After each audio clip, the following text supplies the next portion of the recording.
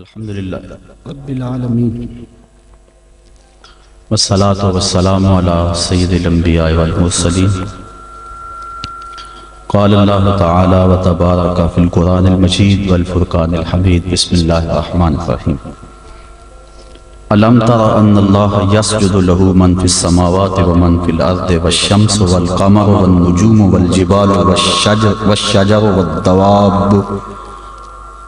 والدواب وكثير من الناس وكثير حق عليه العذاب ومن يهن الله فما له من مكرم ان الله يفعل ما يشاء صدق الله مولانا العظيم وصدق رسوله النبي الكريم الرؤوف الرحيم اللهم نور قلوبنا بالقرآن وزين أخلاقنا بالقرآن وادخلنا الجنة بالقرآن ونجنا من النار بالقرآن قال الله تعالى وتبارك في شان حبيبه مخبرا وآمرا إن الله وملائكته يصلون على النبي يا أيها الذين آمنوا صلوا عليه وسلموا تسليما الصلاة والسلام عليك يا رسول الله وعلى آلك وأصحابك يا محبوب رب العالمين الصلاة والسلام علیک یا رسول اللہ وعلی آلک و اصحابک یا محبوب رب العالمین۔ تمام حمد و ثنا، تعریف و توصیف اللہ جل مجدہ الکریم کی ذات پاک کے لیے، جو خالق کائنات بھی ہے اور مالک شش جہات بھی۔ اللہ جل وعلا کی حمد و ثنا کے بعد حضور نبی اکرم، شفیع امم، رسول محتشم، نبی مکرم، اللہ کے پیارے، امت کے سہارے، رب کے محبوب، دانائے غیوب، مالک رقاب امم، فخر عرب و عجم، والی کون و مکان، سیاہ لا مکان، سید انس و جاں، سرور لالا رخاں، نیر تاباں، سرنشین مہوشاں، ماہ خوباں، شہنشاہ حسینہ، تتمہ دوراں، سرخیل زہرہ جمالاں، جلوائے صبح ازل، نور ذات لم یزل، باعث تکوین عالم، فخر آدم و بنی آدم، نیر بطحا، رازدار ما اوہا، شاہد ما طغا، صاحب علم نشرہ، معصوم آمنہ احمد مجتبیٰ، حضرت محمد مصطفیٰ صلی اللہ علیہ وسلم کے حضور ناز میں اپنی محبتوں کا نیاز پیش کرنے کے بعد، واجب الاحترام برادران اسلام، خواتین و حضرات، السلام علیکم ورحمۃ اللہ وبرکاتہ۔ سورۃ الحج سے چند الفاظ آپ کے سامنے تلاوت کرنے کا شرف نصیب ہوا، اور انہی کے ضمن و ذیل میں کچھ باتیں آپ کے گوش گزار کروں گا۔ اللہ میری زبان پہ کلمۃ الحق جاری فرمائے۔ ارشاد فرمایا، الم تر ان اللہ یسجد لہ من فی السماوات ومن فی الارض، کیا تم نے نہیں دیکھا کہ اللہ کے لیے سجدہ کرتے ہیں جو آسمانوں میں ہیں اور جو زمین میں ہیں، والشمس والقمر والنجوم والجبال والشجر والدواب وکثیر من الناس، اور سورج اور چاند اور ستارے اور پہاڑ اور درخت اور چوپائے اور بہت سارے آدمی، وکثیر حق علیہ العذاب، اور بہت سارے وہ ہیں جن پر عذاب مقرر ہو چکا ہے، وَمَن يُهِنِ اللَّهُ فَمَا لَهُ مِن مُكْرِمٍ، اور جسے اللہ ذلیل کر دے اسے کوئی عزت دینے والا نہیں۔ ان اللہ یفعل ما یشاء، جو چاہتا ہے وہ کرتا ہے۔ کائنات کا ایک ایک ذرہ اس کے حضور سجدہ ریز ہے، طوعاً و کرہاً، چاہتے ہوئے بھی اور کچھ نہ چاہتے ہوئے بھی۔ سجدہ کیا ہے؟ حضرت امام راغب اصفہانی مفردات قرآن میں بیان کرتے ہیں، السجدۃ فی الاصل التذلل، سجدہ اصل میں جھکنے کو کہتے ہیں، لیکن شریعت اسلامیہ کی اصطلاح میں وضع الجبہہ بقصد العبادہ، عبادت کی نیت سے پیشانی کو رکھ دینا سجدہ کہلاتا ہے۔ حضرت امام فخر الدین رازی سجدے کے دو معنی بیان کرتے ہیں اس آیت کریمہ کے تحت، ایک انقیاد اور دوسرا یہی وضع الجبہہ والا معنی، عبادت کے لیے پیشانی رکھ کے سبحان ربی العالی کے جو نغمے اللہ پہ جاتے ہیں، سجدے کا دوسرا مفہوم یہ ہے۔ انقیاد کا معنی یہ ہے کہ پوری کائنات اللہ کے حکم کی پابند ہے، انسان کو اس نے اختیار دے رکھا ہے، باقی کائنات کا ایک ایک ذرہ جو ہے وہ جو کہتا ہے وہی کرتا ہے۔ انسانوں میں سے بہت سارے لوگ اس کے حکم کے پابند ہیں، اور کچھ لوگ ایسے ہیں کہ جو اس کے حکم کی دنیا پہ پرواہ نہیں کرتے۔ کل قیامت کے دن میں پتہ چلے گا کہ ہم نے مالک کی نافرمانی کر کے کتنی بڑی رسوائی کمائی اور کتنی بڑی ذلت میں مبتلا ہوئے۔ ارشاد فرمایا جو کچھ آسمانوں میں ہے اور جو کچھ زمین میں ہے، والشمس والقمر، اور سورج بھی اللہ کو سجدہ کرتا ہے۔ علماء کہتے ہیں یہ سورج جب طلوع ہوتا ہے تو سجدے سے اٹھتا ہے، اور جب وہ استوا تک درمیان تک آتا ہے تو یہ قیام میں ہوتا ہے، اور جب وہ دوبارہ مائل بغروب ہوتا ہے تو یہ رکوع میں ہوتا ہے، اور جب وہ غروب ہوتا ہے تو سجدے میں ہوتا ہے۔ ایک حدیث کے لفظ بھی ہیں کہ سورج جب ڈوبتا ہے تو عرش الہی کے نیچے سجدہ ریز ہوتا ہے۔ کائنات کی ہر شے اس کی عبادت میں ہے، ہر شخص ہر شے کا انداز عبادت اپنا ہے۔ درخت قیام میں ہے، چوپائے رکوع میں ہیں، مینڈک اور اس قبیل کے دوسرے جانور تشہد میں ہیں، اور حشرات الارض سجدے میں ہیں۔ انسان کی عبادت کو ساری عبادتوں کا مجموعہ قرار دے دیا گیا، اور اس کو کہا تو چونکہ اشرف المخلوقات ہے تو ایسی عبادت کر جس میں سب کی عبادتیں شامل ہو جائیں۔ درختوں کی طرح تیری عبادت میں قیام بھی ہو، چوپایوں کی طرح تیری عبادت میں رکوع بھی ہو، اور مینڈکوں کی طرح تیری عبادت میں تشہد بھی ہو، اور حشرات الارض کی طرح تیری عبادت کے اندر سجدے بھی ہوں۔ سجدہ انتہائی ذلت ہے، اس سے بڑھ کر ذلت دنیا کے اندر نہیں ہو سکتی۔ عالم رنگ و بو میں سب سے بڑی ذلت سجدے میں ہے۔ انسان کے اشرف اعضاء سر میں ہیں، دیکھنے کی قوت آنکھیں سر میں، بولنے کی قوت زبان سر میں، سننے کی قوت کان سر میں، سونگنے کی قوت ناک سر میں، سوچنے کی قوت دماغ سر میں، اور یہ سر مالک کی چوکھٹ پہ دھرا ہوا ہے۔ پیشانی بھی رگڑی جا رہی ہے اور ناک بھی رگڑا جا رہا ہے، اور زبان سے کیا کہہ رہا ہے؟ سبحان ربی العالی، مولا دیکھ مجھ سے بڑے ذلت میں کے درجے میں کوئی نہیں ہے اور تجھ سے اعلیٰ کوئی نہیں ہے۔ اپنے عجز کا اعلان کر رہا ہے اور مالک کی الوہیت کا اعلان کر رہا ہے، لیکن جب سجدے سے سر اٹھایا پھر کہا اللہ اکبر۔ اس کا معنی اللہ سب سے بڑا ہے، یعنی سجدے میں پہنچ کر انتہائی ذلت امیز عبادت میں مبتلا ہو کر کہیں دل کے کسی گوشے میں یہ خیال نہ بیٹھ جائے کہ میں نے اس کی عبادت کا حق ادا کر دیا۔ کہا سر اٹھا تو کہہ اللہ اکبر، مولا تو بہت بڑا ہے، تو اتنا بڑا ہے کہ میری عبادتیں تیری بڑائی کو خراج پیش نہیں کر سکتی، اس لیے میں سجدے میں جھک کے بھی کہہ رہا ہوں کہ تیری عبادتوں کا حق مجھ سے ادا نہیں ہو سکا۔ تو اتنا بالا ہے، اتنا بڑا ہے، اتنا عظیم المرتبت ہے کہ تیری عبادت کا حق ادا نہیں ہو سکتا۔ مصطفیٰ جان رحمت اللہ کی عبادت اتنی کثرت سے کی کہ حتی تتورم قدماہ، یہاں تک کہ حضور کے دونوں پاؤں پہ سوجن آ جاتی، اور اللہ خود فرما رہا ہے محبوب ساری رات جاگا نہ کر، کبھی سو بھی تو لیا کر، لیکن اس کے باوجود کہتے ہیں ما عبدنا کا حق کا عبادتک، اے اللہ تیری عبادت کا جو حق تھا تیرے بندے سے ادا ہی نہیں ہو سکا۔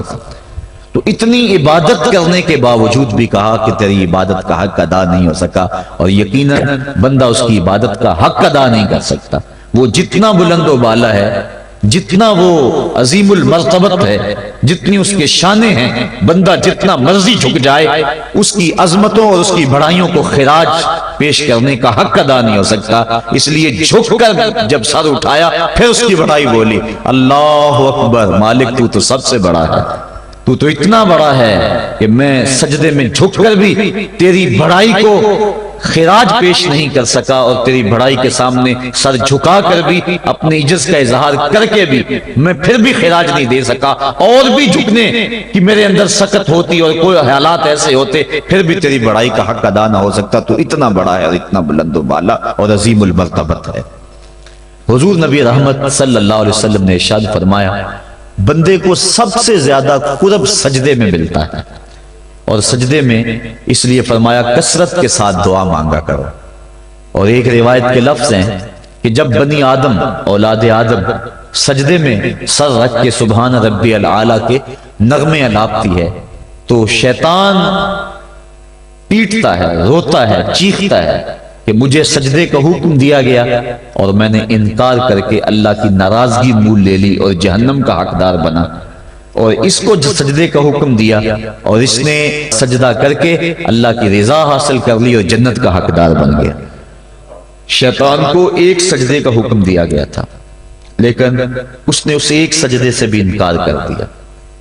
فرشتوں کو ایک سجدے کا حکم دیا گیا تھا لیکن انہوں نے 2 سجدے کیے۔ یہ جو ہم بھی نماز پڑھتے ہیں ارشاد ہے وَرْكَعُوا وَاسْجُدُوا، رکوع کرو اور سجدہ کرو، تو اسی طرح کا حکم وَرْكَعُوا ہے اور اسی طرح کا حکم وَاسْجُدُوا ہے۔ رکوع کرو اور سجدہ کرو، رکوع ہم ایک کرتے ہیں، سجدے 2 کرتے ہیں، یا تو پھر رکوع بھی 2 کیا کریں یا پھر سجدہ بھی ایک کیا کریں۔ چونکہ امر ہے امر، اور امر تکرار کا تقاضا نہیں کرتا اور نہ اس کا احتمال رکھتا ہے۔ میں آپ کو ایک بات کہوں تو ایک مرتبہ آپ اس کو تسلیم کر لیں جو امر کی تعمیر ہوگی، تو امر تکرار کا تقاضا نہیں کرتا، تو کہا گیا سجدہ کرو تو ایک سجدہ کرنا واجب تھا لیکن ہم سجدے 2 کرتے ہیں۔ تو علماء کہتے ہیں کہ جب فرشتوں نے سجدے میں پیشانی رکھی اور سبحان ربی العالی کے نغمے الاپے اور سجدے سے سر اٹھایا، دیکھا کہ ایک اکڑا کھڑا ہے، پھر دوبارہ سجدے میں سر رکھ کے سبحان ربی العالی کہنا شروع کر دیا، میرے مالک تیرا شکر تو نے ہمیں سجدے کی توفیق عطا فرما دی۔ اس لیے سجدے 2 ہو گئے اور رکوع 1 رہا۔ سجدہ انتہائی ذلت ہے اور عبادت کا انتہائی درجہ ہے۔ سجدے میں سر رکھ کے جو دعا مانگی جائے اللہ اس دعا کو رد نہیں کرتا۔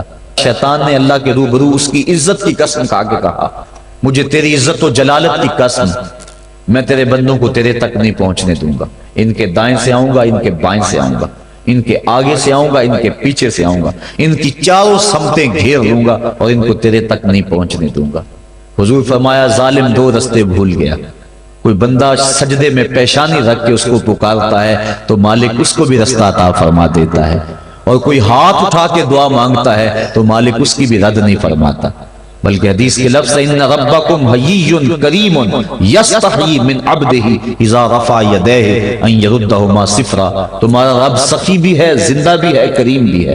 بندے جب اس کے سامنے ہاتھ پھیلا کے دعا مانگتے ہیں اللہ فرماتا ہے مجھے شرم آتی ہے ان کے اٹھے ہوئے ہاتھوں کو خالی کیسے موڑ دو۔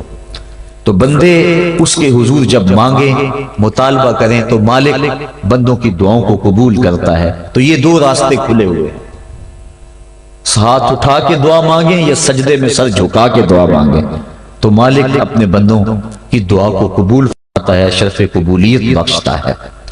سجدہ بندگی کا اظہار ہے، اور انسان جتنے مرضی مرتبہ کمال پہ پہنچ جائے اس کے لیے اعزاز یہ ہے کہ وہ بندہ ہو۔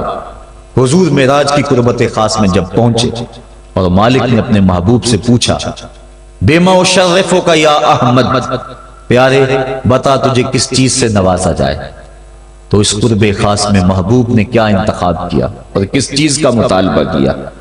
حضرت امام رازی نے لکھا اور بھی علماء نے، ملا جیون تفسیرات احمدیہ میں لکھتے ہیں کہ حضور نبی رحمت صلی اللہ علیہ وسلم نے اس قرب خاص میں اللہ کی بارگاہ میں عرض کی بنسبتی الیکا شرفنی بالعبودیہ، اے اللہ ساری زندگی سجدوں میں پیشانی رکھ کے میں کہتا رہا ہوں کہ تو میرا اللہ ہے، آج تو بھی تو کہہ دے کہ تو میرا بندہ ہے، تو مجھے بندہ کہہ کے پکار دے۔ بندگی میں جو مزہ ہے بندے کے لیے اس سے بڑا اور کوئی اعزاز ہو ہی نہیں سکتا۔ حضرت غوث اعظم شیخ عبد القادر جیلانی رحمۃ اللہ تعالی علیہ فرماتے ہیں کہ ولایت میں سب سے کمال مرتبہ جو بندے کو نصیب ہوتا ہے وہ مقام بندگی ہے۔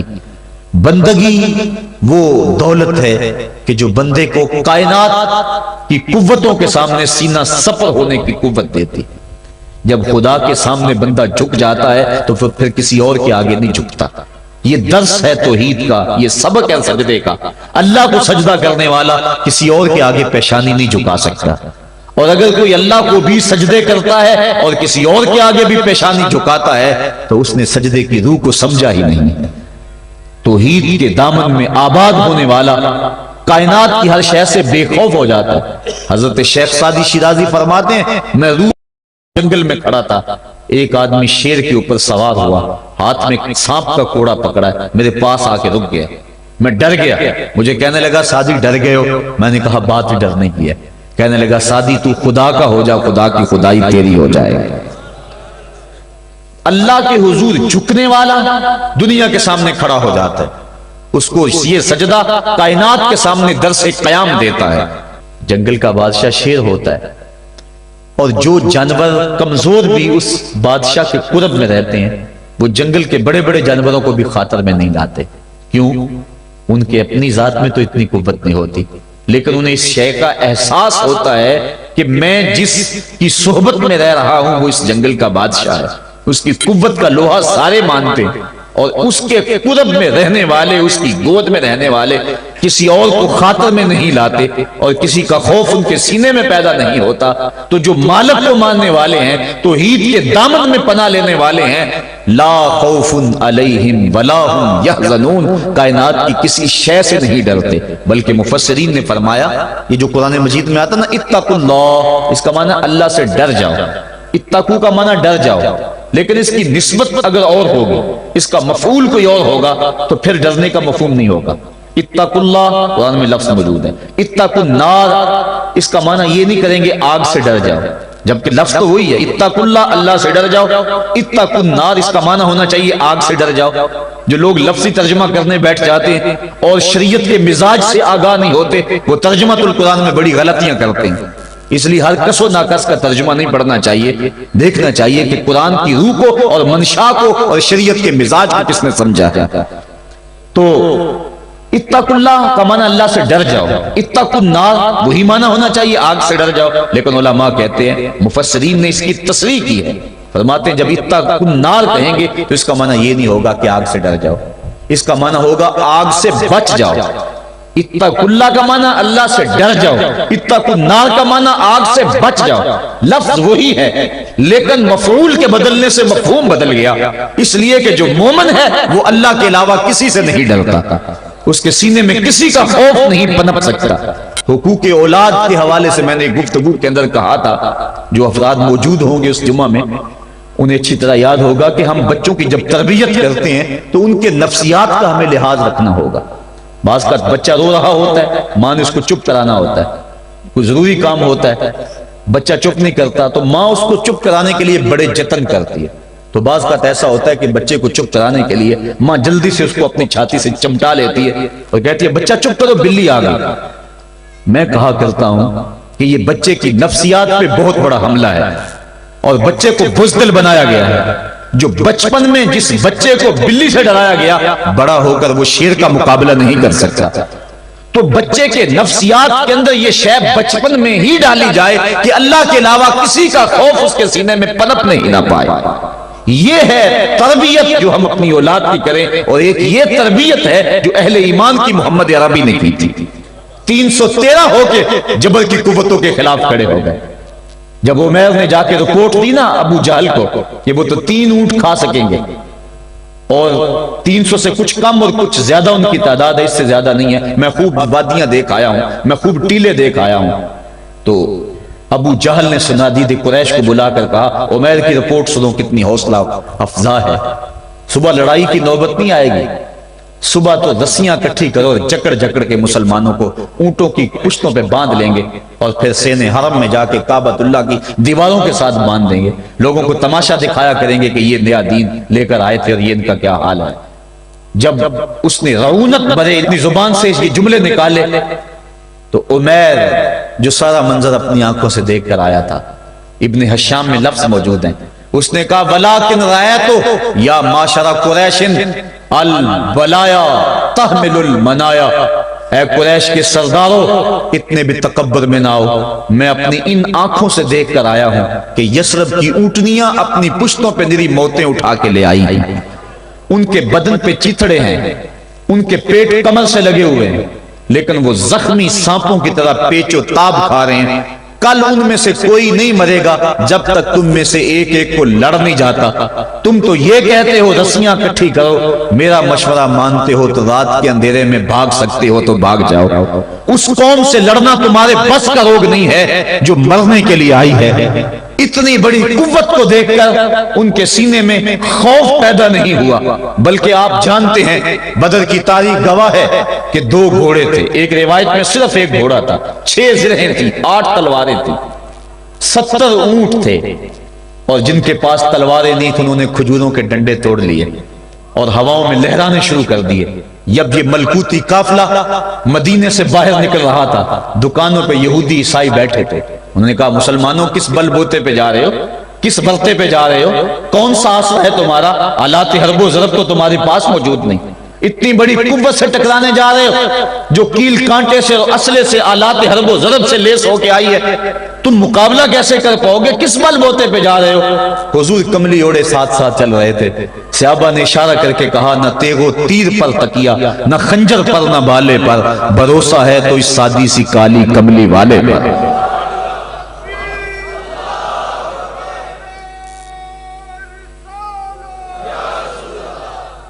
اب اس ماحول میں جبکہ کفار پورا لاؤ لشکر لے کے آئے اور ابو جہل نے کہا اعلان کر دو لنا عزا ولا عزا لکم، یہ ان کے بت کا نام ہے، ہمارے پاس عزا ہے تمہارے پاس عزا نہیں، ہمارے پاس لات ہے تمہارے پاس لات نہیں، ہمارے پاس منات ہے تمہارے پاس منات نہیں، ہمارے 360 خدا اور تمہارا ایک خدا، مقابلہ ہی کوئی نہیں۔ اس نے کہا کھڑے ہو کے اونچی جگہ پہ کہا اپنے نقیب کو اعلان کرو لنا عزا ولا عزا لکم۔ حضور کے کانوں میں آواز پڑی، فرمایا علی تم بھی اونچے ٹیلے پہ کھڑے ہو جاؤ اور تم ان کو جواب میں کہو اللہ مولانا ولا مولا لکم، اللہ ہمارا مولا ہے تمہارا مولا کوئی نہیں ہے۔ اور پھر حضور نے سجدے میں سر رکھ دیا۔ سجدہ اتنی بڑی قوت ہے، ہزاروں ایٹم بمبوں کے اندر وہ قوت نہیں ہے جو سجدے کے اندر طاقت رکھ دی۔ آج دنیا سے ہم ڈر رہے ہیں اس لیے کہ ہمارے سجدے چھن گئے ہیں، ہمارے سجدوں کی آبرو چھن گئی ہے، ہمارے سجدوں میں وہ حرارت اور گرمی نہیں رہی، وہ رقت اور وہ نرمی نہیں رہی۔ بدر کا میدان ہے، 1000 کا لشکر جرار مقابلے میں ہے اور وہ پورے لاؤ لشکر کے ساتھ ناز و تفاخر کے اندر مسلمانوں کو ملیا میٹ کر دینے کے جذبوں سے دانت پیس رہے ہیں کہ آج مسلمانوں کو کچا چبا دیں گے۔ مسلمانوں کے ساتھ پاس صرف 8 تلواریں اور ان کے بطن میں کھانے کے لیے کچھ نہیں، جس کھجور کو چوس کے روزہ رکھتے ہیں اسی کھجور کو چوس کے روزہ افطار کرتے ہیں۔ یہ حالت مسلمانوں کی، بدن پہ چتھڑے لگے ہوئے کپڑے ہیں، عجیب حالت ہے۔ پھر کون سا آسرا تھا جو مسلمانوں کے کام آیا؟ مصطفیٰ کریم نے مسجد عریش میں سجدے میں پیشانی جھکا دی۔ حضرت ابو بکر صدیق رضی اللہ تعالیٰ عنہ فرماتے ہیں میں حضور کے ساتھ تھا، ساری رات مصطفیٰ روتے رہے، آنکھوں میں آنسو ہیں، حضور کی چادر سر انور سے سلٹ کے حضور کے کندھوں پہ آ جاتی، پھر کندھوں سے پشت پہ آ جاتی، میں اٹھا کے حضور علیہ السلام کے سر پہ رکھتا اور کہتا حضور بس کرو۔ حضور بار بار روتے اور اللہ کی بارگاہ میں سجدے میں سر ڈال کر التجائیں کرتے۔ لفظ کیا تھے محبوب کی زبان پہ، آج تک ایسی ناز والی دعا کسی نے نہیں کی ہے جی جیسی دعا مصطفیٰ جان رحمت نے کی۔ مصطفیٰ کریم سجدے میں سر رکھا ہے اور کیا کہا اللہم ان تہلک ہذہ العصابہ لم تعبد فی الارض ابدا، میرے مالک میں نہیں کہتا کہ ان لوگوں کو بچا لے، دیکھ میری زندگی کی کمائی یہی 313 ہے جو میں تیری چوکھٹ پہ لے کے حاضر ہو گیا ہوں، میری زندگی کا کل اثاثہ، میری زندگی کا کل سرمایہ کوہ ابو قبیس پہ کیے گئے درسوں کا نتیجہ، عکاظ کی منڈی کے اندر دیے گئے درسوں کا نتیجہ، اور ذی المجال کے میلے میں تیرے دین کی تبلیغ کا نتیجہ، طائف کے بازاروں میں پتھر کھا کھا کے جو تبلیغ کی اس کا نتیجہ، رستے میں گڑے، رستے میں بچتے ہوئے کانٹے، اور مکے کے بازاروں میں میرے بدن کے اوپر پڑتی ہوئی اوجریاں، میں نے پھر بھی تیرا کلمہ بلند بلند کیا، میرے مالک میری پوری زندگی کا گداز، میری پوری زندگی کا سرمایہ، میری زندگی کے آنسو، میری زندگی کا رونا سینے حرم کے اندر کعبۃ اللہ کی چھاؤں کے میں سجدے کر کر کے، کوئی کبھی میں نے عمر مانگا، کبھی میں نے حمزہ مانگا، تیرے دین کے لیے میں نے جو ایک ایک کر کے تنکا جوڑا اور یہ ایک چھوٹا سا گھونسلہ بنایا، یہ گھونسلہ اب بجلیوں کی زد میں ہے، کفار کی بجلیاں اس گھونسلے کو جلا دینا چاہتی ہیں۔ میرے مالک میں یہ نہیں کہتا کہ میرا گھونسلہ اور میری یہ مٹھی بھر جماعت اور یہ چند میرے لوگ اور یہ میرا سرمایہ اور اثاثہ، میری پوری زندگی کی کمائی، میری جوانی کا سرمایہ جو میں نے تیرے سامنے لا کے رکھ دیا ہے، میں یہ نہیں کہتا ان کو بچا لے، لیکن میرے مالک اگر یہ نہ رہے تو قیامت تک پھر تجھے بھی خدا کوئی نہیں کہے گا۔ ان تہلک هذه العصابہ لم توبد فی الارض ابدا، اگر یہ نہ رہے تو قیامت تک تیرے نام کے ڈنکے بجانے والے بھی دنیا پہ نہیں ہوں گے۔ یہ حضور نے اللہ کی بارگاہ میں دعا کی اور سجدے میں سر رکھا ہے۔ حضور علیہ السلام کی آنکھوں میں اشک جاری ہیں، سجدے سے قوت حاصل کی جا رہی ہے۔ دشمن کے مقابلے میں مصطفیٰ کریم سجدے میں سر رکھ کے اللہ سے آرزو کر رہے ہیں۔ حضرت سیدنا صدیق اکبر فرماتے ہیں اچانک حضور نے سر اٹھایا، میں خوش ہو گیا کہ حضور کے چہرے پہ مسکراہٹ تھی۔ حضور مسکراتے ہوئے فرمایا ابشر یا ابا بکر ھذا جبریل آخذ بعنان فرسہ، ابو بکر بشارت ہو، وہ جبریل اللہ کی مدد لے کر آ گئے۔ تو یہ سجدے تھے جن سجدوں نے ظالم اور جابر قوتوں کا منہ توڑ کے رکھ دیا۔ حضرت علی المرتضیٰ روایت کرتے ہیں رضی اللہ تعالیٰ عنہ، فرماتے ہیں میں نے ہاتھ میں تلوار تھامی اور میدان میں کود پڑا، میں نے کئی کافروں کو واصل جہنم کیا، پھر پلٹ کے دیکھا کہ میں حضور کی زیارت کر لوں، لیکن مجھے حضور نظر نہ آئے۔ میں نے ڈھونڈا تو ایک سمت حضور نے پیشانی سجدے میں رکھی ہوئی تھی اور زبان پہ لفظ تھے یا حیو یا قیوم، یا حیو یا قیوم۔ حضور یہ پڑھتے جا رہے تھے، یا حیو یا قیوم کا وظیفہ پڑھتے جا رہے تھے اور سجدے میں پیشانی تھی حضور کی۔ میں پھر دوبارہ آیا اس سجدے سے جوش لے کر، اس سجدے سے گرمی اور حرارت لے کر، اور پھر دشمن کی صفوں میں کود گیا۔ میں نے ایک کافر کو واصل جہنم کیا، پھر زیارت کے لیے واپس آیا، دیکھا تو پھر سجدے میں حضور نے سر رکھا ہوا ہے اور یہی کہہ رہے ہیں یا حیو یا قیوم، یا حیو یا قیوم، یا حیو یا قیوم برحمتک استغیث۔ یہ جملے حضور کی زبان پہ ہیں اور سجدے میں حضور کی پیشانی۔ میں پھر گیا، پھر آیا، کئی بار ایسا ہوا میں کافر کو قتل کرتا، پھر آتا حضور کو سجدے میں دیکھتا۔ فرمایا پھر حضور نے تلوار تھامی اور مصطفیٰ کریم میدان جنگ میں کود پڑے۔ لوگ بڑھ چڑھ کے دشمنوں پہ حملہ کرتے تھے، لیکن جو سب سے آگے کافروں کی صفوں میں کود کے حملہ کر رہا تھا وہ آمنہ کا لال محمد مصطفیٰ صلی اللہ علیہ وسلم۔ تو سجدے سے وہ قوت ملتی ہے، سجدے سے وہ نور اور روشنی ملتی ہے کہ پورے زمانے میں اجالا کیا جا سکتا ہے۔ آج 56-57 اسلامی ملک دنیا کے سامنے رسوا ہو رہے ہیں اور دنیا کے سامنے سجدہ ریز ہیں، اس لیے کہ وہ ایک خدا کے سامنے سجدہ کرنا بھول گئے ہیں۔ ایک سجدہ جسے تو گراں سمجھتا ہے 1000 سجدے سے آدمی کو دیتا ہے نجات۔ آؤ اس کے حضور جھکو، اس کے حضور جھکنے والا کسی کے آگے نہیں جھکتا۔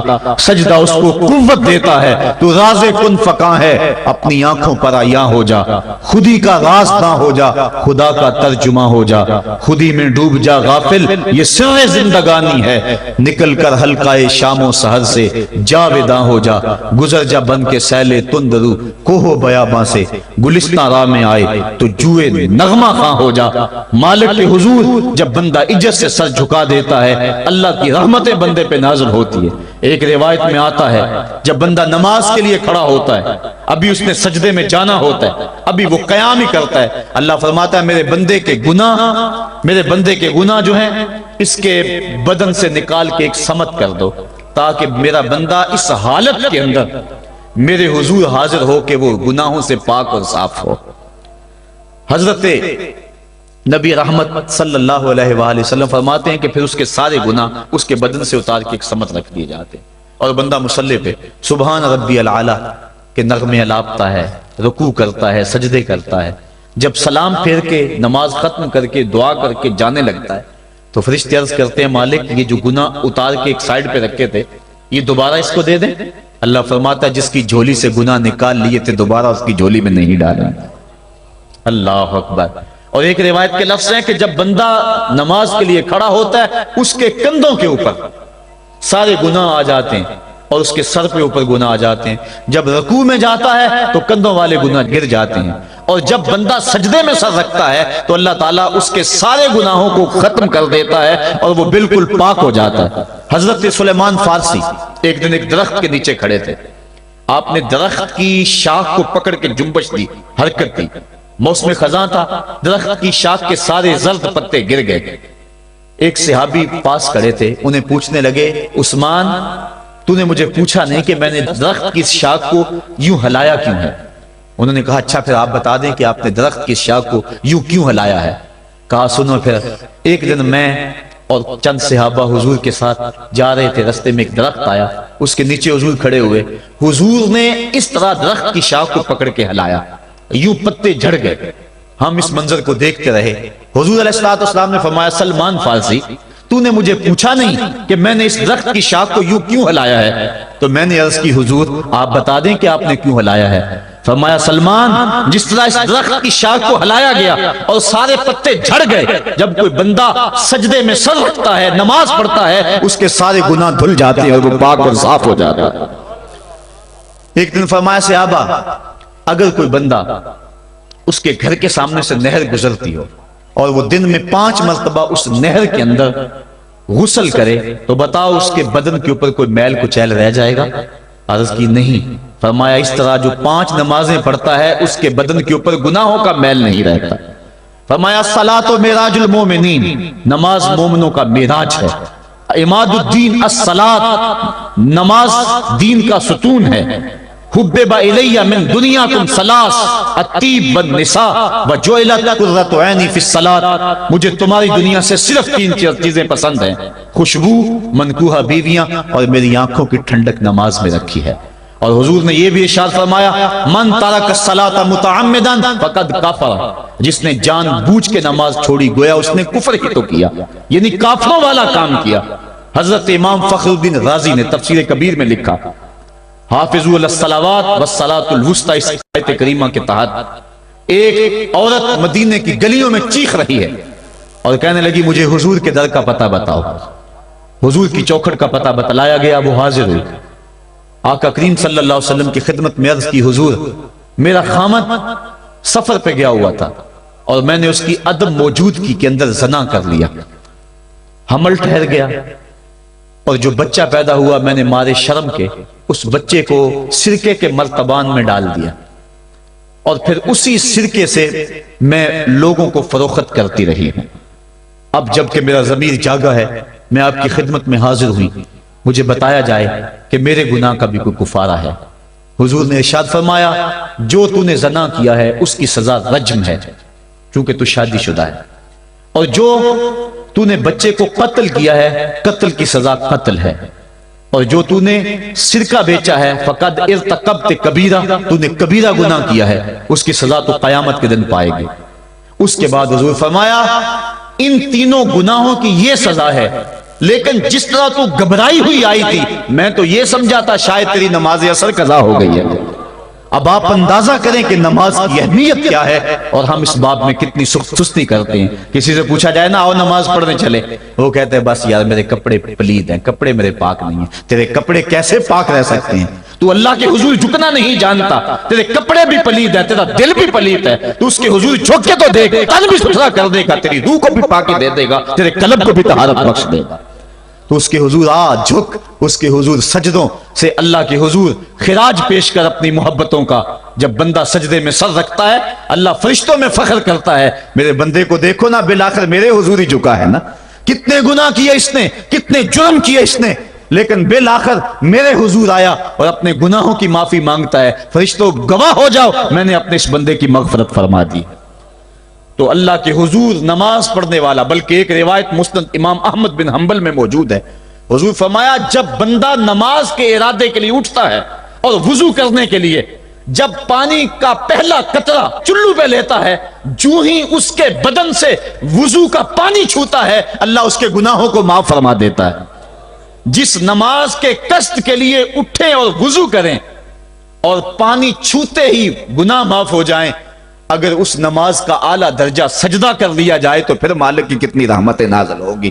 یہ کتنی بڑی دولت ہے، یہ کتنا بڑا سرمایہ ہے جس سے ہم لوگ محروم رہ جاتے ہیں۔ آؤ اللہ کی رحمتیں سجدے میں ڈھونڈے، سجدے میں پیشانی رکھ کے جب ہم اس کی رحمت کو مانگے تو وہ مالک ہمارے اوپر رحمتیں نازل کرے گا۔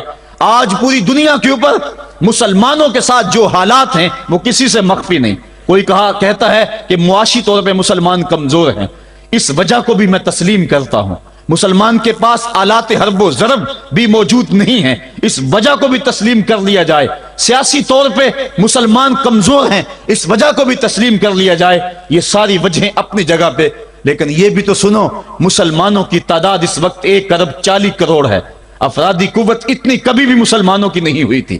اس وقت مسلمانوں کے پاس ایٹمی طاقت موجود ہے، اتنی قوت عسکری کبھی بھی مسلمانوں کے پاس نہیں ہوئی تھی۔ 56 اسلامی ملک ہیں جن میں قیمتی معدنیات سے اور تیل کی دولت سے اور سونے کی قیمتی معدنیات سے یہ مسلمان مالا مال ہیں۔ کیا کچھ نہیں ہے جو مسلمانوں کے پاس نہ ہو، لیکن ایک دولت چھن گئی مسلمانوں کے پاس، وہ سجدے کی آبرو، وہ سجدے کی عزت، وہ پیشانی رکھ کے اس رب کو پکارنا جو سب سے اعلیٰ ہے، جو سب سے بالا ہے، جس نے موسیٰ کے فرعون کو نیل کی موجوں میں ڈبو دیا۔ کیا پوری امت مسلمہ 1,40,00,000,000 انسان سجدے میں سر رکھ کے سبحان ربی الاعلیٰ کے نغمے آلاپ کے اپنے رب سے گزارش کریں اور اپنی امت کا رونا روئیں؟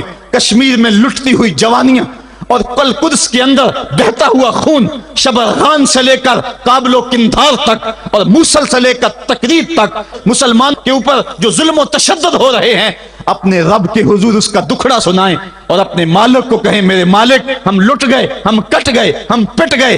اسلحے بھی موجود، افرادی قوت بھی موجود، سیاسی طاقتیں بھی موجود، لیکن اس کے باوجود مسلمان دبتا چلا جا رہا ہے۔ اسی کشتی کو ہے خوف تلاطم صدحیف منہ موڑ دیے تھے جس نے بڑھتے ہوئے طوفانوں کے، جو 300 ہو کر جرأت اور وہ طاقت اور وہ عظیمت کی داستانیں رقم کرتے ہیں کہ مالک تو بھی اس دن کو یوم فرقان کہہ کے پکارتا ہے۔ آج وہ امت بیچ منجدار کے اس امت کی کشتی ہچکولے کھا رہی ہے۔ ہماری فریاد، ہمارا استغاثہ تیرے سے ہے، میرے مالک ہمارا کھویا ہوا وقار بحال کر دے اور اس امت کو اس مرتبہ کمال تک پہنچا دے جس مرتبہ کمال تک یہ امت پہلے پہنچی تھی، اور ان کا کھویا ہوا وقار بحال کر دیا جائے۔ آج بھی ہم اگر سجدوں سے اپنے رب کو منا لیں اور وہ روٹھا ہوا رب آج بھی ہماری مدد کے لیے آ جائے تو پھر کوئی قوت، کوئی طاقت ہمیں نہیں لتاڑ سکتی۔ آئیے ہم سجدے سے اپنے مالک، اپنے خالق اور اپنے رازق کے حضور اپنی محبتوں اور اپنی الفتوں کا خراج پیش کریں۔ نماز ایک ایسی عبادت ہے جس کا حکم قرآن میں 750 مرتبہ کے قریب دیا گیا۔ اور ایک آخری بات عرض کر کے اپنے موضوع کو سمیٹنا چاہوں گا۔ میرے اور آپ کے آقا مولا حضور نبی رحمت صلی اللہ علیہ وسلم پر جب وقت آخر آیا تو آخری وصیتیں جو حضور نے اپنی زندگی میں کی وہ کیا تھی؟ 2 وصیتیں تھی حضور کی آخری کی، جب حضور ایام مرض میں تھے، اور آخری وصیتیں اس کے بعد حضور نے کوئی کلام نہیں کیا، وہ یہی تھا الصلاۃ الصلاۃ الصلاۃ الصلاۃ۔ لوگوں میں تمہیں نماز کی تاکید کرتا ہوں، میں نماز کی تاکید کرتا ہوں۔ اور دوسرا فرمایا جو تمہاری ملک میں تمہارے غلام اور تمہاری لونڈیاں ہیں ان کے ساتھ حسن سلوک کی تاکید کرتا ہوں۔ یہ آخری 2 باتیں تھی جو حضور نے ارشاد کی۔ حقوق اللہ کے حوالے سے نماز اور حقوق العباد کے حوالے سے حضور نے کمزوروں کے حق ان تک پہنچانے کی تاکید امت کو دی، اور اس کے بعد پھر حضور انتقال کر گئے۔ آئیے ہم سجدوں سے اپنے رب کو راضی رکھیں۔ اللہ مجھے آپ کو توفیق عمل عطا فرمائے۔